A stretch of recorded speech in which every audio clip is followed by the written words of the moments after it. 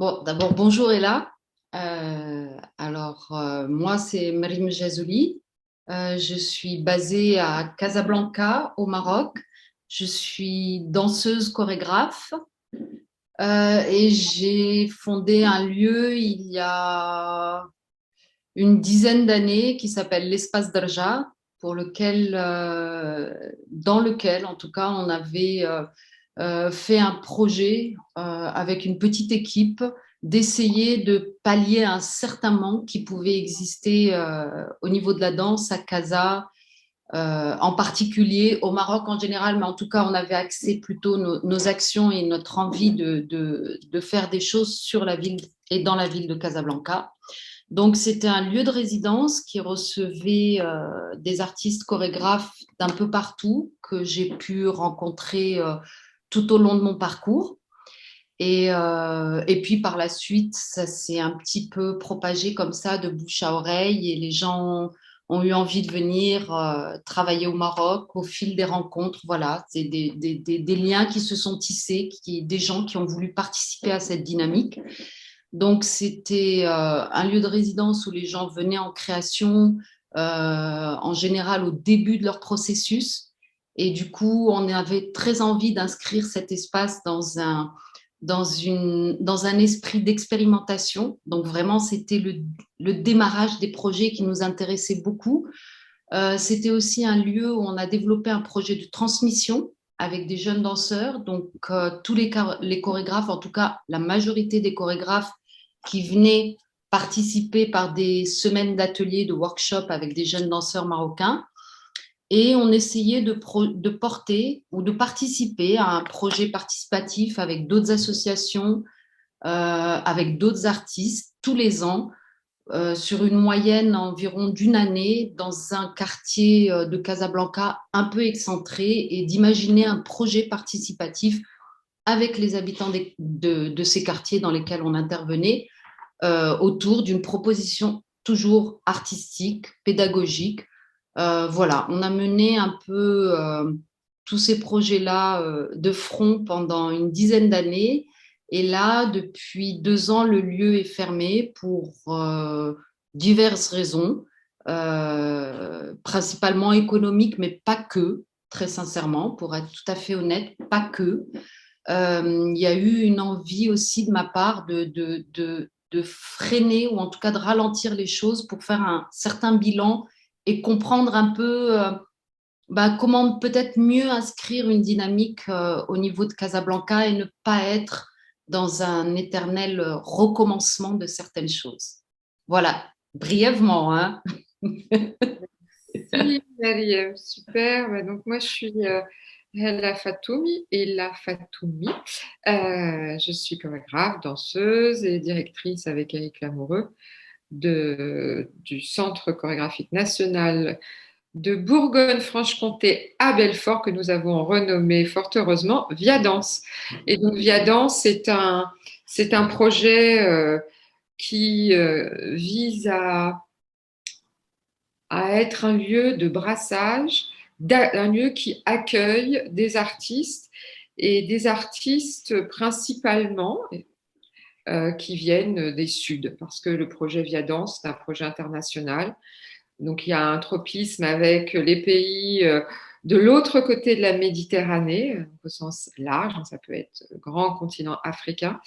Et donc on a toujours avec Eric eu ce désir d'habiter le centre chorégraphique avec l'équipe de Via Danse, mais comme un lieu exceptionnellement, comment dire, incroyablement ouvert. Parce que quand on accueille, ce n'est pas un vain mot, l'hospitalité, le fait que les artistes se sentent libres de mener leur travail, de répéter.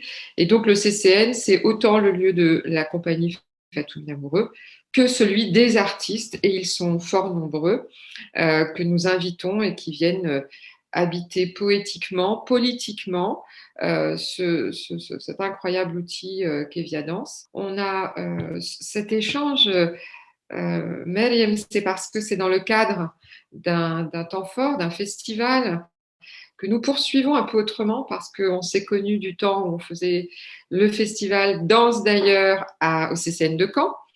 Et aujourd'hui, on est là pour le festival Via les Ailleurs, donc qui devrait avoir lieu, mais par plein de formes, hein, sous plein de noms. C'est pas forcément que du spectacle vivant, puisque peut-être il n'y aura pas. Donc il y a plein de formes numériques et on en est très très heureux. Et donc ce Via les Ailleurs, voilà, c'est encore une fois une façon de faire connaître, de porter, de rendre visible la création contemporaine d'artistes qui sont basés de l'autre côté de la Méditerranée. Et moi, ce qui m'intéresse, c'est vraiment d'être en dialogue, en échange pour comprendre comment on peut être artiste de l'autre côté dans ces pays où la danse, l'art et la danse de façon encore plus, je dirais, criante, hein, est tellement peu soutenue. Comment on peut porter la danse dans ces pays où on est en fait tellement isolé, où le mot militantisme, l'engagement pour l'art me fascine en fait, parce que déjà être militant dans les pays, un pays comme la France, où la danse, quand même, c'est le pays de la danse en termes de moyens, d'institutionnalisation, etc., quand même de reconnaissance, même si c'est pas un art des masses médias hein, qui est partout, mais qui existe, qui s'est construit en 30 ans. Mais quand on est dans un pays comme le Maroc, que je connais pour y être allé très, très fréquemment et avoir des liens amicaux, artistiques, euh, voilà, quand on y va, on revient et on se dit, mais comment ils font pour tenir? Et donc peut-être j'enchaîne sur ma première question. Mélanie, est-ce que depuis le Covid, depuis que le Maroc a fermé ses frontières, donc vous êtes, vous, les artistes, empêchés, puisque vous étiez dans ce mouvement pendulaire hein, d'aller et venir, de vous nourrir hors le Maroc pour aller dans le monde, hein, que ce soit en Europe ou bien au-delà, et de revenir nourri avec de la force pour continuer votre combat pour la danse et les arts contemporains en général. Comment tu peux nous parler de ce qui se passe? C'est ce que les artistes ont disparu de la société marocaine. Comment cette fermeture impacte en fait la vie des artistes? Alors écoute, c'est une très bonne question, vaste question aussi. Effectivement, c'est vrai que la situation déjà des artistes et des danseurs chorégraphes, il y a vraiment une particularité à cet endroit-là parce que euh, déjà la culture n'est pas très développée ou n'est pas considérée au même titre qu'en Europe ou dans d'autres pays. Et ça, c'est compréhensible. Son histoire est beaucoup plus récente. Enfin, compréhensible. En tout cas, ça se justifie peut-être par ça. Euh, donc, la culture, si tu veux, ça a été vraiment, c'est déjà pas le maillon fort et ce qu'on met en avant dans notre pays, sauf en termes de patrimoine, de choses comme ça, mais c'est encore un autre sujet. Donc, du coup, là, on a carrément oublié la culture. C'est-à-dire que ce n'était plus du tout une priorité. Vraiment. Et les danseurs chorégraphes, alors là, ils ont été carrément euh, invisibilisés, retranchés les uns les autres dans leur ville respective et dans leur solitude, entre guillemets, hein, je veux dire, qui est quand même aussi, qui a été aussi vécue par plein d'artistes dans le monde entier. Mais je veux dire, là, il y avait quelque chose d'assez flagrant, c'est que on n'avait plus du tout de marge d'action, c'est-à-dire qu'on n'avait plus du tout vers où nous tourner, vu que la porte était définitivement fermée, c'est-à-dire qu'il n'y avait pas de discours ou pas de dialogue possible euh, en termes d'action ou en termes de projet ou en termes de culture ou en termes d'artistique ou d'art en général. Ça a été quand même une période ouais, inédite pour ça parce que si tu veux, euh, l'histoire, en tout cas telle que moi je l'ai vécue en tant que danseuse chorégraphe au Maroc, pour moi, elle a démarré il y a plus de 20 ans et je sais que ça a toujours été extrêmement difficile, mais qu'il y avait toujours, c'est comme une petite lueur, c'est-à-dire qu'il y avait des petits espoirs de gravir marche par après marche ou échelon après échelon ou d'arriver tu vois à gratter, j'ai envie comme ça de gratter avec les mains, en tout cas de creuser quelque chose. On y arrivait toujours. On se débrouillait pour y arriver, mais on arrivait toujours à gagner quelque chose. Là, il y a eu une véritable rupture, fracture, c'est-à-dire que il n'y avait aucune marge d'action possible, à part effectivement par le numérique. Mais si tu veux, il y a quelque chose qui était, et je vais parler là de mon expérience personnelle et de mon désir à moi personnel, il y avait rien à cet endroit-là qui pouvait contenter ou qui pouvait prolonger un petit peu tout ce qui a pu être entamé depuis des années.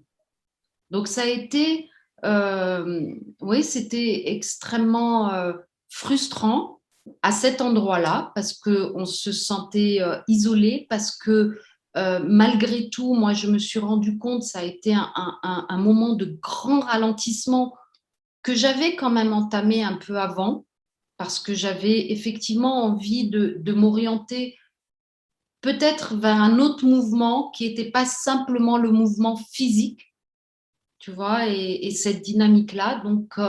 Donc, ce ralentissement avait été entamé, mais il n'a jamais été, je veux dire, voilé ou complètement, euh, euh,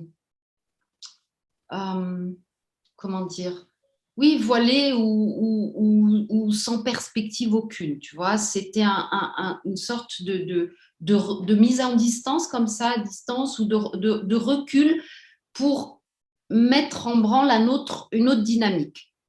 Que Et celle... Pardon. non, non, c'est moi qui t'ai interrompu, pardon. Non, mais je me demandais si pendant toute cette période qui dure, hein, est-ce qu'il y a eu donc un confinement très strict et puis à un moment, les gens ont commencé à sortir parce qu'il y avait quelque chose qui débordait, un besoin de sociabilité. Est-ce qu'il y a eu des gens qui ont continué à répéter? Est-ce que il y a eu des stratégies de reliance entre les chorégraphes? Est-ce que les danseurs interprètes qui ne pouvaient plus aller gagner leur vie dans le monde du tourisme, puisque j'imagine que le tourisme a été aussi bloqué net et que c'était un moyen de subsistance souvent pour avoir un peu d'argent pour tenir entre différentes aventures chorégraphiques, artistiques. Est-ce que ça s'est aussi complètement arrêté? Est-ce que ça s'est structuré ou pas du tout? Finalement, c'est juste la force à un moment de l'un ou de l'autre. L'atomisation totale, en fait. Alors écoute, je dirais que c'est quelque chose qui s'est aggravé parce que la situation a toujours fait que les jeunes danseurs ici avaient besoin de trouver d'autres petits boulots. Donc, ils trouvaient des petits boulots qui restaient, entre guillemets, en lien avec leur pratique, c'est-à-dire qu'ils faisaient, voilà, dans le secteur du tourisme, des animations, des ateliers, des choses comme ça. Et là, ça s'est déporté vers d'autres métiers qui, voilà, très, pour le coup, c'est de l'alimentaire. Euh, que de l'alimentaire. C'est-à-dire qu'il y a vraiment quelque chose, même de l'ordre de presque du sacrifice, quoi, de devoir à tout prix et par tous les moyens. Et là, les moyens se sont encore plus réduits. Donc ça a été peut-être très difficile. Entre nous, les chorégraphes, déjà, nous ne sommes pas très nombreux. Donc, les chorégraphes au Maroc, et ça, j'ai encore du mal à me l'expliquer. Enfin, j'ai quand même un peu plus de facilité, enfin, de clarté à cet endroit-là. Mais si tu veux, les chorégraphes, on est une poignée, on doit être 5, 6 chorégraphes qui sommes encore basés au Maroc. Parce que des chorégraphes, Attends, j'ai cherché juste avant, justement, j'ai tapé chorégraphe marocain et effectivement, j'étais assez épatée de voir que une poignée quasiment sur les doigts de la main, hein, ah oui, qui oui, sont répertoriés et donc qui sont basés. Et ça, c'est très important dans notre échange aussi. Moi, c'est ceux qui m'intéressent, c'est ceux qui sont restés, qui résistent et qui tiennent le coup, coûte, qui arrivent à développer leur vie tout court et leur vie d'artiste en particulier en ayant leur port d'attache. Et donc, voilà, je faisais Mhm. ce petit rebond, mais je te... Oui, oui, bah donc voilà, on est vraiment une poignée à être basée au Maroc, à avoir vraiment concentré toutes nos actions au Maroc. Donc effectivement, le confinement a fait que là, ça s'est encore plus révélé parce que voilà, avant, on avait, comme tu dis, ces allers-retours qui nous permettaient de nous sentir voilà, dans une famille, en tout cas d'artistes, de sens, de ce que tu veux, qui nous permettait peut-être pas de voir à quel point on était peu et isolé. Donc, après, tout le monde était vraiment concentré, là, pour le coup, dans une urgence d'agir à ce moment-là et de trouver d'autres moyens qu'on trouvait encore plus difficilement pour essayer de rallier, pour essayer de continuer à motiver aussi des jeunes danseurs qui, eux, se sont retrouvés complètement euh, perdus, complètement abandonnés, complètement... En tout cas, des échanges que j'ai pu avoir avec certains, c'était un véritable désastre. C'est-à-dire qu'ils ils savaient plus à quoi se rattacher, ils sont jeunes et ils se disaient, est-ce que c'est vraiment une situation qui va faire basculer tout ce qu'il y a à venir ou tout ce qu'on pourrait imaginer par la suite? Donc, si tu veux, oui, là, au Maroc, à part au niveau des arts plastiques, où il y a une certaine euh, comment dire, dynamique qui reprend ou des projets qui reviennent. Mais voilà, ça, c'était déjà assez installé et structuré avant Covid pour que ça puisse reprendre assez facilement. Et ça ne demande pas les mêmes outils ni les mêmes et ça n'a pas les mêmes attentes que les arts vivants et la danse. Donc, à part ce secteur-là, en tout cas, il n'y a pas vraiment de reprise. Il y a des élans qui commencent via le net, via le numérique, de rencontres pour, à partir de, enfin, depuis peu, recommencer à réfléchir à la situation. Mais si tu veux, c'était tellement pas fourni ou tellement pas, comment dire, déjà inscrit que c'est comme comme un vent qui aurait un peu soufflé trop fort et qui aurait vraiment balayé le peu de sable qu'il y avait sur la dalle, quoi. Ça me permet de faire une super transition parce que c'est sur ma deuxième question. Et ma deuxième question, elle est autour de ton projet de Folka. Oui. Et justement, comme c'est des danses ancestrales du Sahara, je sais pas, Mhm. j'avais une image comme ça, ce vent, ce sirocco.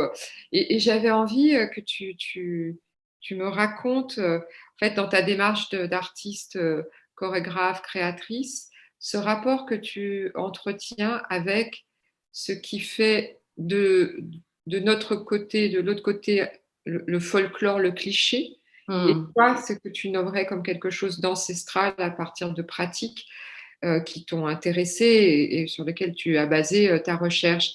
Parce qu'au fond, je pense que l'enjeu pour les artistes euh, venus d'ailleurs, pour les artistes des Suds, c'est bien de déconstruire les clichés qui leur sont accrochés et qui les réduisent et qui les assignent à voilà, une vision tout à fait quasi orientaliste parfois de ce qu'il représente. Et donc, dans ton travail, je trouvais, j'aimerais bien que tu me racontes un peu comment tu abordes en fait cette, cette revisitation de ce Mhm. qui est censé être un peu quelque chose d'enfermant et qui nous réduit en fait à un folklore. Moi, ce qui m'intéressait énormément, c'était ce croisement justement tout au sud du Maroc avec ces autres territoires. Et de là, je parle enfin de l'Afrique vraiment subsaharienne, cette frontière avec la Mauritanie, ces affluences comme ça, et puis ce nomadisme qui raconte aussi cette région et qui a fait que c'est vraiment, comment dire, une histoire qui part peut-être ou qui est arrivée au Maroc, mais qui a traversé toute cette Afrique et qui a été et qui a voyagé même plus loin, beaucoup plus loin jusqu'aux Amériques, quoi. Tu vois, donc il y avait une question aussi autour de cette, de cette notion de voyage, mais de voyage autant en termes d'histoire, en termes de récit, qu'en termes effectivement, de voyage géographique. Après, il y a la particularité et si tu veux, l'organisation même de cette danse qui m'intéressait au départ. C'est une danse qui est pratiquée que par les femmes. C'est une danse qui est pratiquée que par les femmes, soit célibataires, soit veuves, en tout cas pas les femmes mariées. Il y avait toutes ces petites. C'est une danse qui est orchestrée que par des hommes.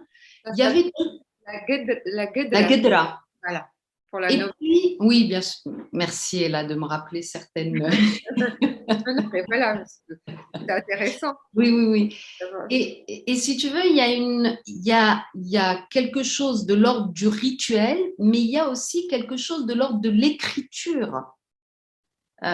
C'est une danse de signes, c'est une danse qui raconte, et vraiment au sens littéral, qui raconte, c'est-à-dire qu'à l'origine, cette danse-là, elle servait aux femmes à prévenir les tribus qu'elles allaient être attaquées. Donc, toute la danse, oui, toute la danse à partir des bras, des doigts, c'était vraiment une danse de signes pour leur indiquer un danger imminent, pour leur indiquer quelque chose ou attirer leur attention sur quelque chose. Donc, si tu veux, moi, au départ, en général, dans mon travail, il y a un point de départ. Et à partir de là, je commence vraiment à tirer des fils. Et voilà, ça va même me faire réfléchir sur la question aussi et évidente de la négritude, parce que c'est très important dans ces régions-là et comment le lien qu'elles peuvent avoir avec le reste du pays, la place qu'elles ont, comment cette organisation, parce que c'est des sociétés presque matrimoniales dans le sud, la région où j'ai été rencontrer ces danseuses, où j'ai été rencontrer ces troupes, c'est vraiment une organisation qui est totalement en décalage avec le reste du Maroc. Et alors, tu veux dire que c'est donc ce patrimoine, il est pour le Marocain citadin des grandes villes plutôt blanc, parce qu'on a ces phénomènes dans tout le Maghreb, hein, où tu as vraiment des populations blanches. Quand je dis blanches, hein, dans la question de la coloration, c'est très important. Et puis, toute une immigration subsaharienne qui est arrivée, qui est plutôt basée dans les suds de ces pays du Maghreb. On a le même phénomène en Tunisie et bien sûr en Algérie. Est-ce que toi, tu as découvert en faisant une recherche, tu connaissais parce que c'est déjà valorisé. Est-ce que le citadin marocain connaissait ces danses ou elles sont totalement, il faut les sortir pour les valoriser et c'est un peu la démarche dans laquelle tu t'es retrouvée toi-même, puisque tu es une citadine de Casa? Ouais, bah écoute, c'est une danse dont j'avais entendu parler comme un peu tous les folklores marocains. Ouais. Mais si tu veux, il y en a certains qui sont beaucoup plus, pas médiatisés, mais partagés ou qui sont, par exemple, la culture de l'Aïta, des Shirhat. Ça, c'est quelque chose qui est beaucoup plus populaire dans le sens où c'est vraiment aussi bien dans les campagnes que dans les villes, c'est très festif. Il y a quelque chose qui est très présent dans notre culture et dans notre patrimoine commun. Et jusqu'à actuellement. Pour moi, cette notion de, en tout cas dans l'écriture que je veux avoir, l'écriture chorégraphique dans mon travail, c'est toujours des prétextes, ces choses-là.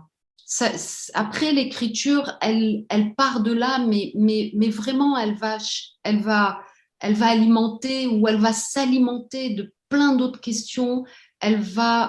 J'aime ce challenge aussi d'expérimenter à partir par exemple, toute cette danse des signes, d'expérimenter et d'imaginer, de comprendre, de poétiser ce que ça pourrait induire ou ce que ça pourrait provoquer dans le geste que moi, comme moi, je peux le porter.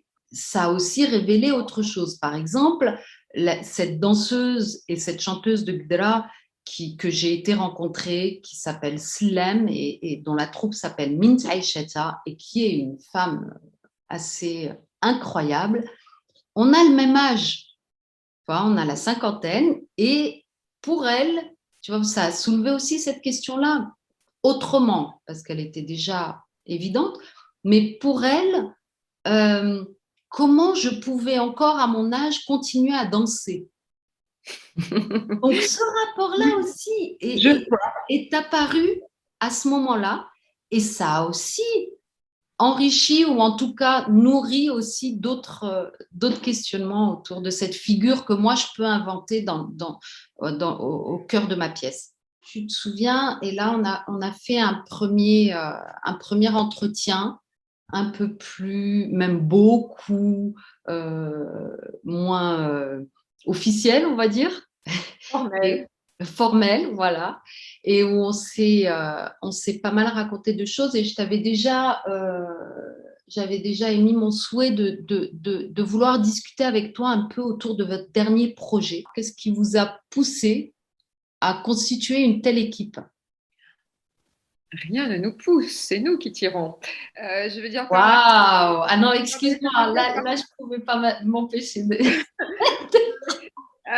Non, je veux dire que c'est une volonté, c'est un engagement, c'est une nécessité de partir sur des projets fous parce que justement, nous, on a connu une époque, et quand je parlais tout à l'heure de cette possibilité pour les artistes des Suds de voyager, de passer du nord au sud de l'Europe, de l'Occident, qui n'est pas un lieu, mais qui est l'endroit qui est, comment dire, c'est un projet politique. L'Occident, c'est pas un lieu en réalité, c'est des endroits où les choses se font avec plus d'aisance, où on est dans la partie dominante du monde. Donc, il y a eu cette possibilité. Et avec le temps, on s'est rendu compte à quel point, et particulièrement ces dernières années, depuis, au fond, les attentats terroristes qui secouent l'Occident, justement, et la France en particulier, il y a un durcissement, il y a quelque chose qui fait que venir accueillir des gens, leur donner des visas, leur permettre cette mobilité est devenu une gageure, enfin quelque chose de l'ordre du défi. Et en allant régulièrement dans ces pays que sont le Maroc, la Tunisie et aussi donc, le Burkina, on s'est dit, mais cette jeunesse, mais comment elle va? Ils ne voient plus vraiment de spectacle, puisque c'est très compliqué d'amener des spectacles là-bas, et ça peut aussi poser la question de quel spectacle se diffuse, s'exporte dans ces pays-là. Et ils ne peuvent pas non plus venir travailler, s'imprégner, faire des choix pour se former, former leur regard, former leur corps, former, voilà. Et donc, ça, pour moi, c'est quelque chose qui montait. C'est un peu comme quand on avait fait Manta. Moi, j'ai un peu ce truc. Il y a des choses qui me révoltent et puis ça crée de ça se sédimente et puis ça devient. Puis à un moment, poum, il faut y aller et on se pose même plus la question. Et finalement, quand on était avec Eric à On Marche au festival de Taoufir Lizédiou en 2018, ouais, bah, quand on est dans un festival comme ça qui réunit autant d'artistes qui viennent du monde arabe, de l'Afrique, enfin de partout, on peut toucher du doigt, on sent, c'est physique en fait. Tu te rends compte de cette réalité, tu la vis.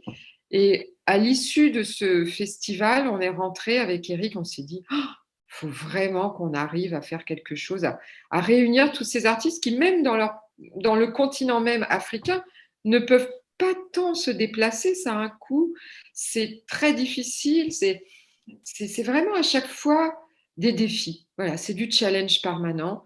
C'était mis au défi de résoudre des choses pour commencer même à danser. Donc, et dans ton pays même, c'est aussi un défi que de t'imposer comme, de t'affirmer, de t'imposer comme danseur. Donc, au fond, Axac, c'est tenter là où on est, avec nos forces, hein, comme dit Glissant, agis dans ton lieu, pense avec le monde. Je crois que c'est vraiment ce qui nous anime avec Eric depuis toujours, mais c'est encore plus prégnant, encore plus fort aujourd'hui parce que le monde se ferme, se fiche, se replie. C'est nationalisme. On se dit, bon, là où on est, avec ce qu'on est, avec nos moyens, on essaye de mettre en place quelque chose et on remonte remonte les manches, on embarque notre équipe et on trouve des solutions. Donc on est parti, on a fait des ateliers, on a rencontré et il y a eu des évidences qui ont fait que les personnes qu'on a choisies, pour être très clair, hein, au Burkina, c'est des gens dont on sentait qu'ils étaient capables de partir, de quitter le pays et de s'exiler un temps, et qu'ils avaient les ressorts intellectuels, physiques, psychiques aussi, parce qu'il faut une force mentale pour se construire dans un pays qui n'est pas le sien, et notamment là, les trois artistes de Ouaga, ils avaient pratiquement jamais traversé, ils n'étaient pas venus forcément en France.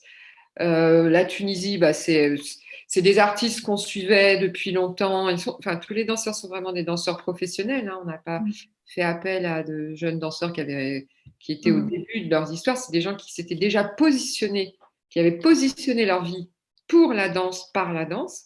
Donc les trois danseurs tunisiens avaient déjà un parcours et on les connaissait, on les avait suivis dans nos différents allers-retours à Tunis.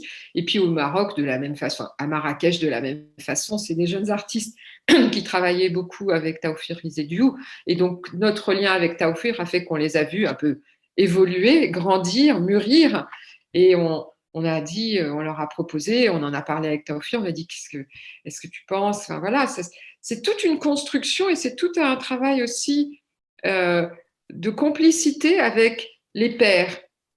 Et c'est ça qui est chouette. Les pairs, c'est Salia et Sedou à Ouaga, c'est Taoufir à Marrakech. À Tunis, c'est beaucoup plus éparpillé parce que c'est quelque chose pour lequel on s'est beaucoup aussi engagé à notre façon et qu'on suit. Et donc après, une fois qu'on a constitué ce groupe, ce bloc d'humanité, toutes ces singularités, ils se sont tous retrouvés le 10 janvier 2020 pour la première fois, le groupe était là physiquement et on a démarré la création. Écoute, merci beaucoup parce que là, tu m'as tout raconté. J'ai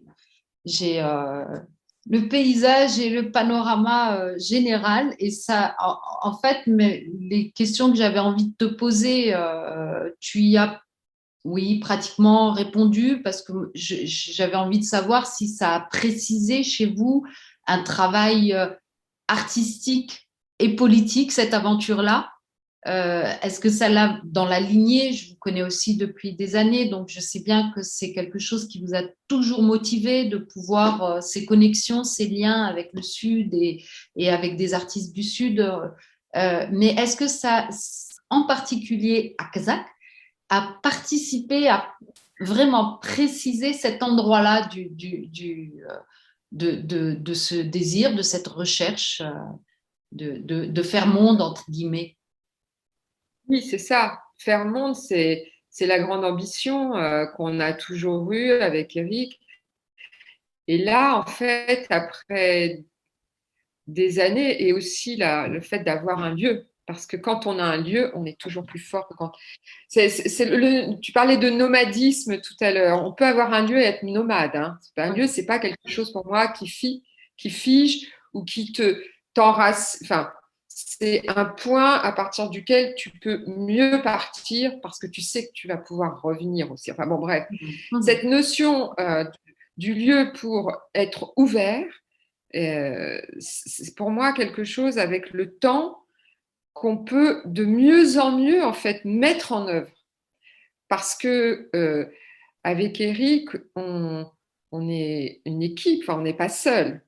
On est fort de toutes les personnes qu'on arrive à fédérer autour de nous et aussi d'acquérir des compétences pour trouver des solutions, pour déjouer ce qui empêche, pour ne pas être freiné par des choses. Voilà. Donc, à force, on a aussi acquis euh, toutes ces compétences-là, mais aussi on a le désir de faire des œuvres.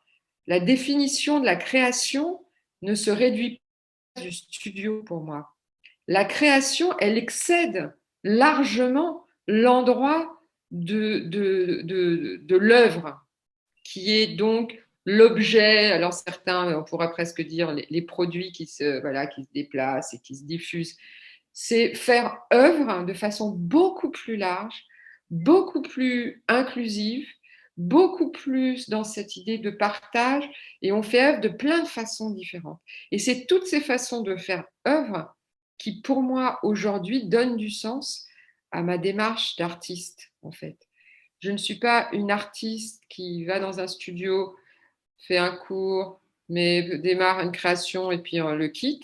Je suis une artiste avec mon compagnon de route, Monsieur Lamoureux, avec le temps. On a acquis plein de façons. On a repositionné sans cesse notre façon. On a beaucoup réfléchi à comment être artiste. Aujourd'hui, encore plus qu'hier, dans un monde qui mute, dans un monde qui en même temps se ferme et en même temps intègre d'autres modalités avec le numérique. Enfin voilà, on est sans cesse dans ces identités mutantes de l'artiste en fait.